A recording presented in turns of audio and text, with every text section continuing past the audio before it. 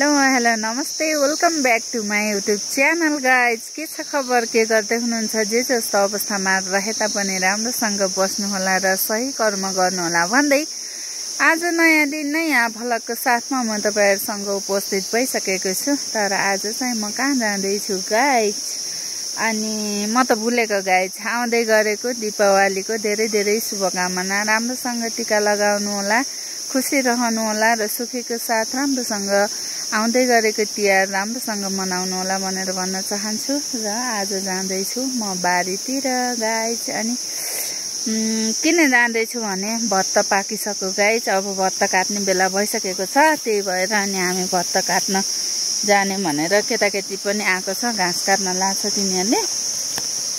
अनि मैले चाहिँ गाइज भत्त काट्ने भनेर आएको छु। अनि भत्त पाकिसकेको छ, देख्न सक्नुहुनेछ, पात पनि झरिसकेको छ गाइज। अनि म भत्त काटेर जाँदैछु घर। अनि यो फेरि किन हिँडालेको होला भन्नुहुन्छ भने यो बन्धन हो है गाइज, निङ्गलाको हो यो निङ्गला। अनि यसको चाहिँ बन्धन चिरेर, यसको निङ्ला चिरेर अनि यसको बान्ने बन्धन बनाउनु पर्छ गाइज। बाटो देख्न सक्नुहुनेछ यहाँ कस्तो छ, कति अप्ठ्यारो। बरे लोटेपछि नि खरबारीमै पुगिला जस्तो बारी छ गाइज। तर घाँस पनि छ, देख्न सक्नुहुनेछ है। तपाईहरुलाई देखाउँछु। यही हो भत्त गाइज, भत्त यही हो। यस्तो पाकेर नि भत्त पाकेर नि फेरि पात झरिसकेको छ, त्यही भएर अनि म भत्त काट्न आएको छु गाइज, देख्न सक्नुहुनेछ है। अनि घाम चाहिँ एकदम तकतकी घाम लागिरहेको छ है गाइज, तकतकी घाम लागेको छ गाइज, देख्न सक्नुहुनेछ। म चाहिँ यस्तो ठाउँमा आएको छु। अब भत्त काट्दै म माथि उक्लिन्छु गाइज। गाइज म भत्त काटेर आएँ, घरमा आइपुगेँ। अनि घरमा आइपुगेर अनि खानासाना पनि खाएँ। अनि देख्न सक्नुहुनेछ मेरो भत्तको भारी यत्रो लिएर आँखम गाइज, देख्न सक्नुहुनेछ। भत्तको भारी हो यो। अब यसलाई छानामा सुकाउनु पर्छ गाइज। अनि भर्खर आएर खाना खाइसकेँ। अनि यहाँ मेरो आमाले भाँडा माझेर के अरे गोबर फालेर आउनु भयो। अब फेरि यस्तो बुढी मान्छेलाई नि के गोबर फाल्न भनेको होला, हजुर हुँदा हुँदै भन्नु होला। मैले खाना खान लागेको थिएँ भित्र, अनि आमाले गएर पनि गोबर फालिसक्नु भयो रहेछ गाइज। अब फेरि मेरो काम छ गाइज, किनभने म त्यहाँ मलखात चिन्ने हो, आमाको मलखात चिन्दिन छ। मलखात चिन्दे मैले सके छैन भन्नुहुन्थ्यो आमाले। अनि त्यही भएर कहाँ यही हो गाइज, मलखात चिन्ने यी भइसकेको छ, मल यति भइसकेको छ। हजुर ल ल ल है कुखुरा गाइज, यो घर कुखुरा यति छ कुरै नगर्ने। यति कोही त्यहाँ छ गाइज, कोही त्यहाँ छ, कोही त्यहाँ छ भकराभित्र, कोही यता छ गाइज। यी दुईटा कुखुरा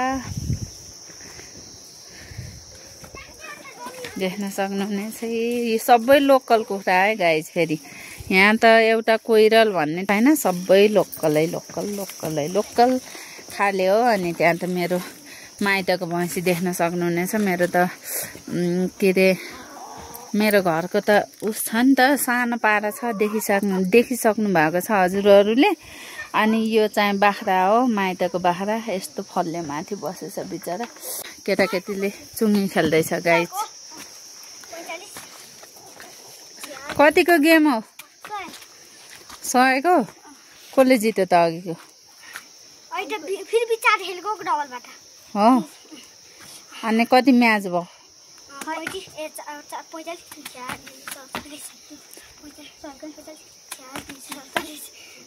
ल हेर 3 बाइक हान्दै हानु।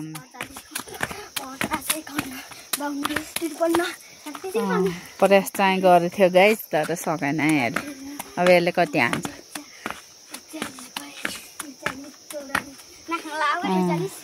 44 भनेको 44 भन्छ गाइज। अनि गाइज मैले यहाँ मलखात चिन्छु भनेको थिएँ नि त अघि। अनि यहाँ मेरो छोराले फेरि भयो हजुरले सक्नुहुन्न मैले चिन्छु भनेर मेरो छोराले यहाँ मलखात चिन्दैछ गाइज। तर जाने है मेरो छोराले काम गर्न सबै अनि चिन्दैछ गाइज। तर मैले बाउसो ल्याइदिउँ छिरिज।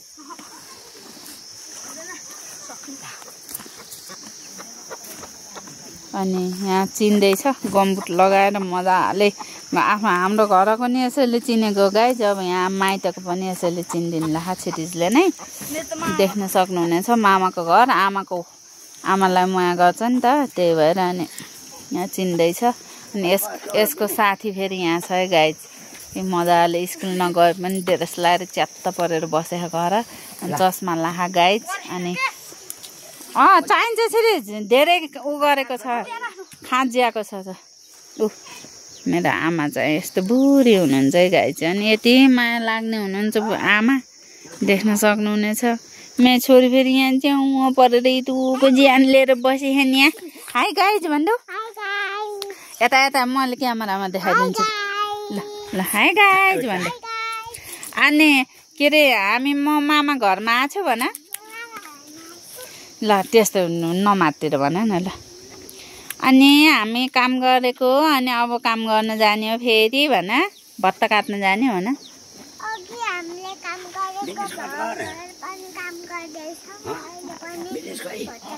उता मलखात चाहिँ यसले फर्काइसक्यो गाइज। यस्तो बनाएर चिनेको छ मलखात फर्काइसक्यो। अब यहाँ यताउता खँजार्दै हिँड्नुपर्छ खाँच्दै हिँड्नुपर्छ।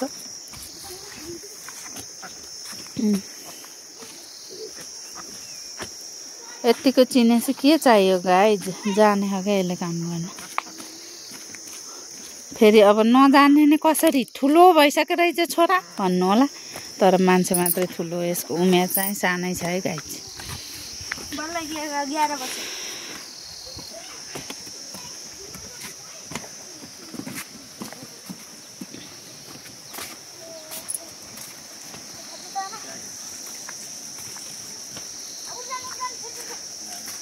त्यहाँ आमाले के गर्नु लाउनु भयो आमाले। धारा चाहिँ यहाँ छ हाम्रो करिङमा नै धाराइङमा नै यो सजिलो छ गाइज। त्यहाँ साबुन यो दुलोभित्र त्यहाँ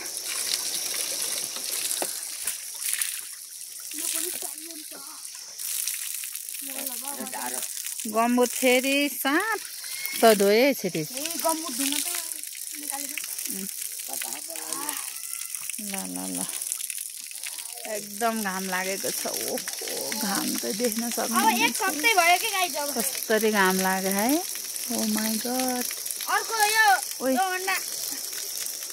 अर्को दिनमा पनि मैले भनेको थिएँ एक हप्ता घाम लाग्छ भनेर। ठ्याक्कै आजसँग एक हप्ता घाम लाग्यो। अब कहिलेको दिन ठुलो वर्षा हुन्छ।